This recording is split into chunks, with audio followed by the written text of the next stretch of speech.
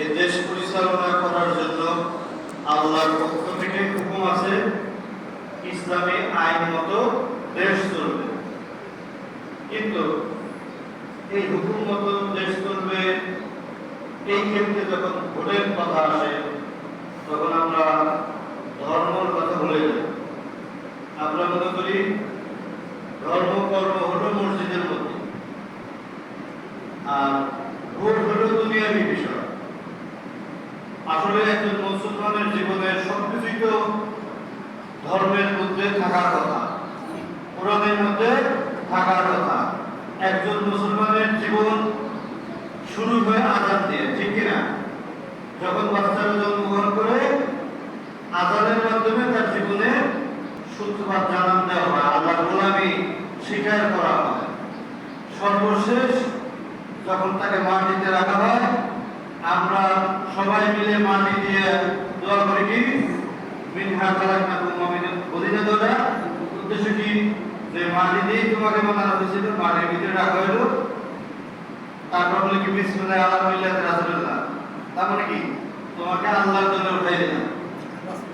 তাহলে জন্মের সময় আমি আল্লাহর কোথায় ছিলাম, মৃত্যুর সময়ও আল্লাহর জন্যই উঠাই দিলাম। মাঝখানে 50-60 বছর জীবন ছিল, এটা কার পথে ব্যয় করলাম? বুঝতে হবে না ভাই? তার মানে হলো আমাদের জন্ম থেকে মৃত্যু পর্যন্ত জীবনের যত কাজ আছে সকল কাজ কোরআনের বিধান মতো করা লাগবে, ঠিক কিনা? ঠিক। এই জন্যই কোরআন শরীফ নাযিল। আমাদের জীবনের 24টা ঘন্টা আমাদের জীবনের সাথে যা যা জড়িত, ব্যবসা বাণিজ্য আছে, বিয়ে শাদী আছে, ঠিক কিনা?